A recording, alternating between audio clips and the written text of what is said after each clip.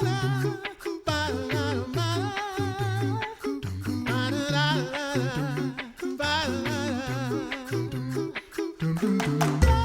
listening to The Coffee Hour. I'm Andy Bates. I'm Sarah Golseth. Thanks to Concordia University Wisconsin for supporting The Coffee Hour. Find out more about Concordia University Wisconsin at cuw.edu. Live uncommon. We have some international news to share today. The Reverend Dr. Matthew Harrison, president of Lutheran Church Missouri Synod, in studio with us today. Pastor Harrison, thanks so much for being our guest on The Coffee Hour. Guys, good to be here again. Welcome back. Recent international travels to support our brothers and sisters, particularly a brother president or bishop in the Evangelical Lutheran Mission Diocese of Finland. That's right. So, and some interesting things going on for him and others in Finland right now as well. He was recently installed as bishop of the Evangelical Lutheran Mission Diocese there. But prior to that, some interesting things going on for him. Can you share with us or describe the situation for him and another member of his church? Sure. You know, the Finnish state church, or formerly state church or majority church, was quite strongly Lutheran throughout much of its history. Of course, in the face of the liberalism of the last 100 years theologically, plus 200 years really, but especially then with the onslaught of the politically correct movement, etc., that tendency toward Lutheranism has diminished greatly. And so the state church is now sort of like the ELCA. It's pro-homosexual marriage and kind of the whole nine yards. And Juhana Pohjola, who is the new bishop, was a pastor. He had studied in Fort Wayne, did a master's degree on Hermann Zasa. I knew him. He attended my congregation when I was pastor at Fort Wayne, and he was attending the seminary. He went back and through his preaching and pastoral care, congregation in the state church that he had grew tremendously, was probably one of, if not the largest worshiping assemblies of Lutherans on a Sunday morning in Finland. But because they refused the ordination of women and to receive communion from a female pastor or to allow the bishop to push that in the parish, he was defrocked, and his people followed him. And they went out and formed an independent, what became a mission. They call it a mission diocese. It's been very difficult for the Scandinavians to actually come out from their state churches. It's a complex situation, but anyway, they eventually did. Several pastors were defrocked, and the people came and ended up forming a independent Lutheran church body finally. And they have about 40 congregations, and they're growing. I always ask him how he's doing, and he's very humble, extremely humble, no grandstanding whatsoever. But he just says, well, the more they do, the more we grow. And the more persecution, the more we grow. They've got about 40 congregations, and what they do is they rent Seventh-day Adventist churches on Sunday, and they call Seventh-day Adventists the useful heresy. I think on the QT, the Seventh-day Adventists call the Lutherans the same thing, but they rent these churches for very inexpensively, and the number of Seventh-day Adventists is declining in Finland, and they spend all their money on making sure you got a pastor. And the pastor then grows the congregation to 100. They split off, go 20 miles down the road, grow another one to 100, split off, go 20 miles, get a pastor, etc. And the Lord has blessed it remarkably. They are vibrant. They have children running around everywhere. They are tremendous.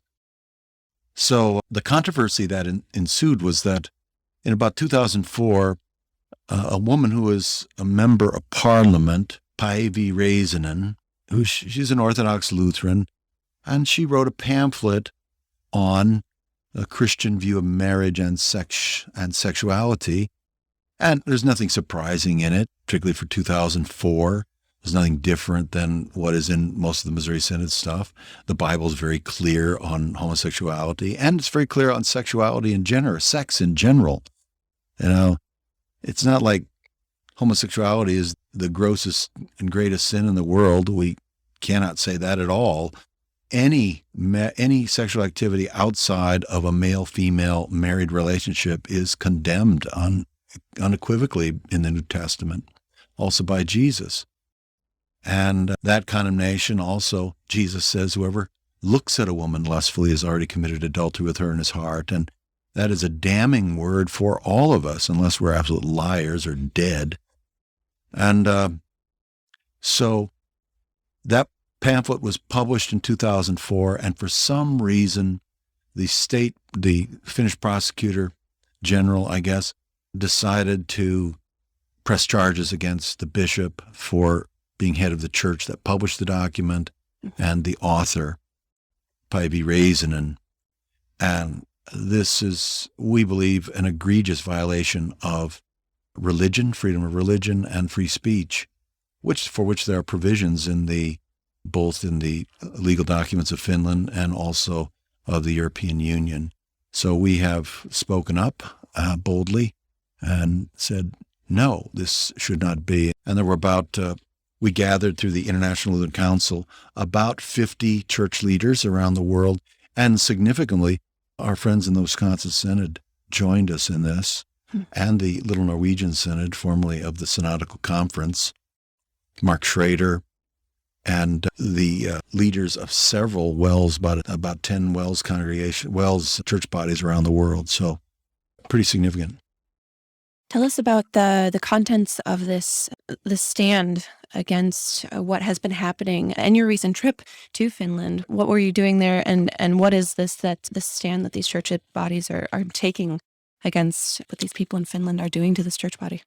Well, it's not about sort of the law. It's not about sanitizing the world from aberrant behavior or something like that, or Christianizing societal laws. The issue that we pinpointed, which we believe is the main issue, is simply the freedom of the church to preach law and gospel, also with respect to marriage and sex. And that is our duty and responsibility for everybody. It's uncomfortable, of course, when the church, quoting the Bible, which we believe is our absolute authority, we don't have any choice in the matter but to reject homosexual behavior. Nevertheless, we are compassionate. We know what it's like to be beset by difficulties in life. We know what it's like.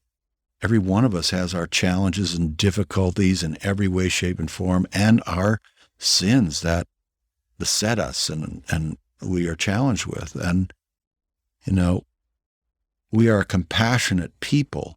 We believe in the human rights of all people. We believe that all people are created by God and valuable. For Pete's sake, it was the Nazis who denied the existence of a transcendent God and therefore believed that simply by the will to power, some races and individuals could be determined to be less valuable than others. That's not us. We believe in a transcendent God who becomes flesh in Christ, because every one of us is loved, every one of us is valuable, every single person on the planet is worth the blood of Jesus Christ. So, despite the media attacks and others who will caricature us in various ways, our protest to the Finnish government was about free speech and the issue of whether we may preach repentance and forgiveness or not. And no matter what any government says, we will do so. Now, you mentioned Lutheran church bodies, representatives of Lutheran church bodies joining in this protest with the letter. Were there other church bodies that started outside of Lutherans that have made note of this and starting to respond that you're aware of? There have been. You can go to the lcms.org and find the statement, or you can go to the ILC for the International Lutheran Council, search that, the statement's there, and we have a number of links at the end of the document where a number of other bodies and Christian organizations have also raised the red flag and said no. Tell us about the recent installation of Bishop Juhana Pohjola. Yeah, it was such a joyous event. I think I showed a few pictures of it, and a number of people over here kind of freak out at the vestments that these guys wear. It's kind of funny. When I was installed 10 years ago, several of our partners who have what is called the historic, have an Episcopal form of governance that is somewhat more than we do. They call their leaders bishops. and they have miters and they have copes. And, they came to me 10 years ago and said, is it okay if we wear our hats? And I said, very sensitive to us, because they know that's, if a Lutheran in America sees this, it's like, what? That's Roman Catholic. And that's understandable. But, this has been their tradition. I said, sure, you can wear your hats. It's what you're comfortable with. Be who you are. We're not hat wearers. You can wear hats. I don't know. I'm not going to get a hat. I don't need a mitre, don't want a mitre.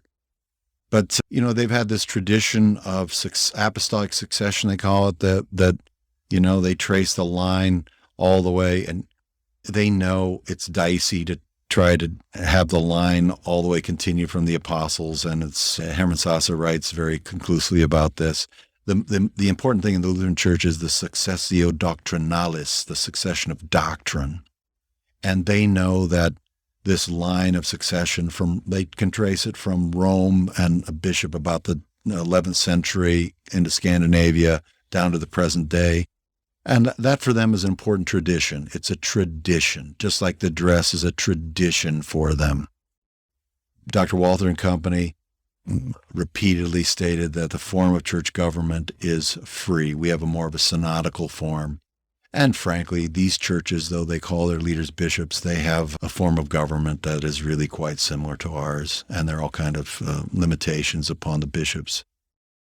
The Missouri Synod is founded on Luther's view of church governance, and Luther just wrote in the preface to the Saxon Visitation Articles in 1528 that a bishop should be a visitor. And he said, as we Lutherans believe, a bishop, an episkopos, an overseer, as Paul says in 1 Peter, is a title for every pastor. Every pastor is a bishop of his congregation. What does it mean? It means to have oversight, doctrine, and life. And, says Luther, in the early centuries, a number of pastors got together, and also lay people, and decided we need to choose one from among us to have as our leader to oversee us for unity, for the sake of doctrine and life. And this was, as Luther says, not a divine mandate. It was a human ordinance for good governance. That's exactly what the Missouri Synod Constitution is.